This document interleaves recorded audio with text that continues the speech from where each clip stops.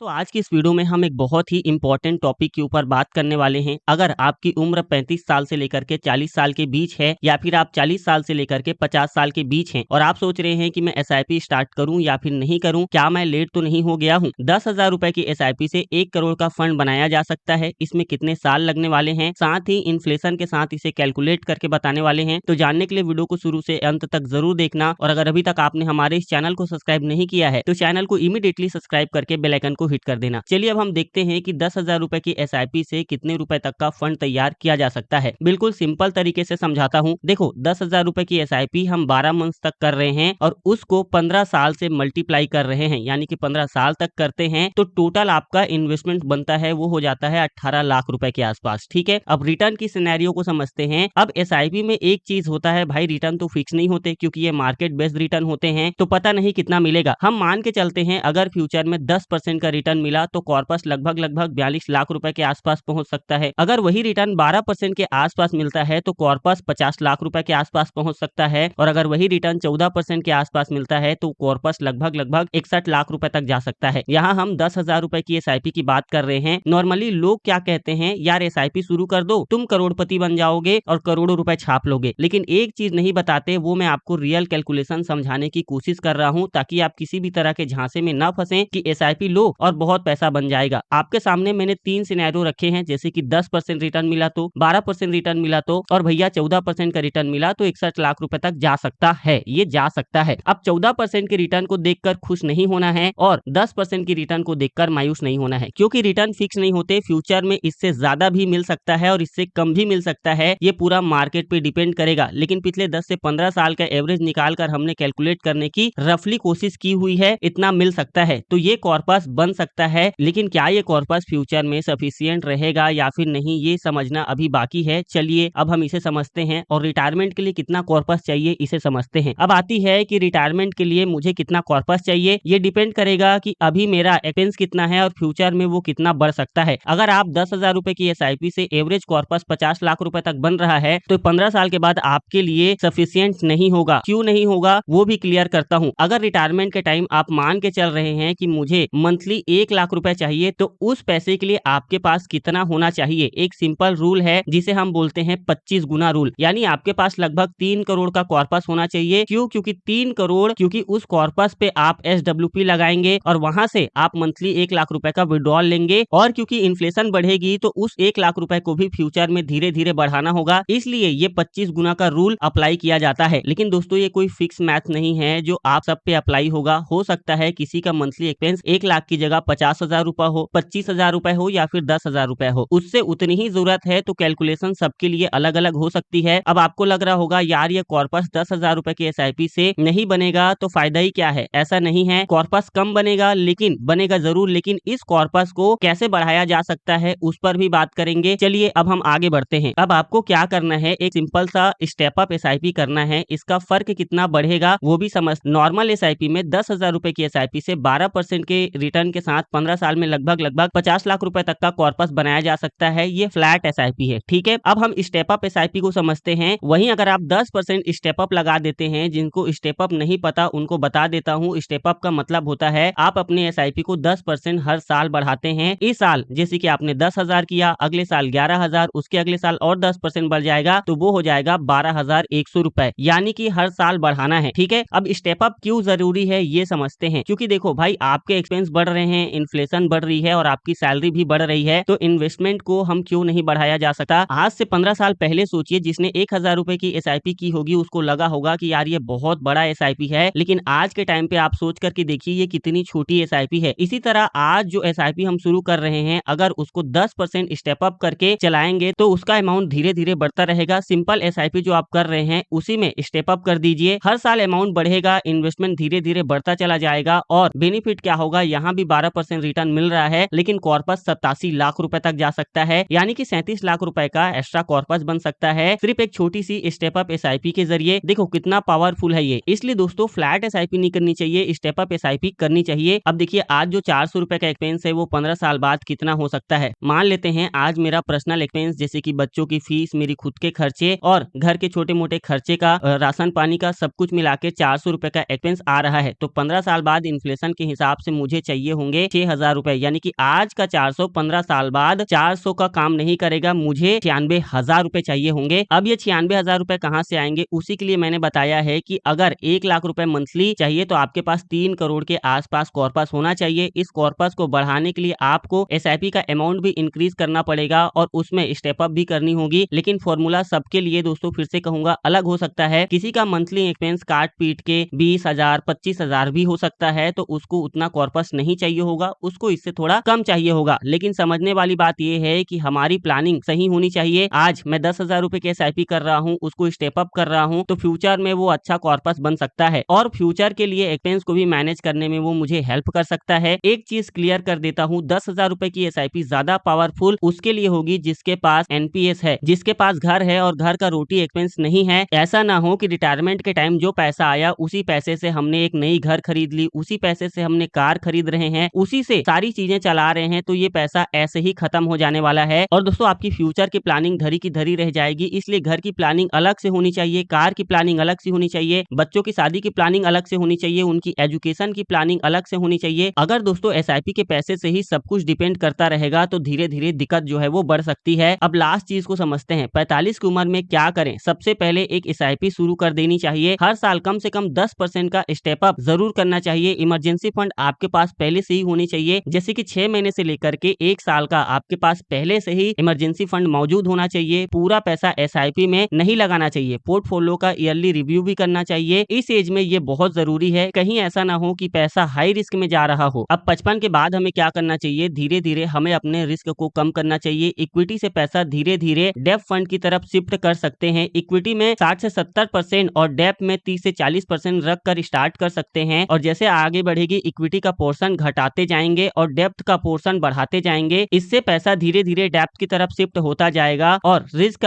Manageable होता जाएगा। तो दोस्तों ये थी आज की वीडियो। तो दोस्तों आप भी किसी टॉपिक को इसी तरह सिंपल तरीके से समझना चाहते हो तो आप मुझे कमेंट्स कर सकते हो। और दोस्तों ये कोई रिकमेंडेशन नहीं है, ये सिर्फ एजुकेशन पर्पस के लिए बनाई गई है। वीडियो कैसी लगी हमें कमेंट सेक्शन में कमेंट करके जरूर बताना।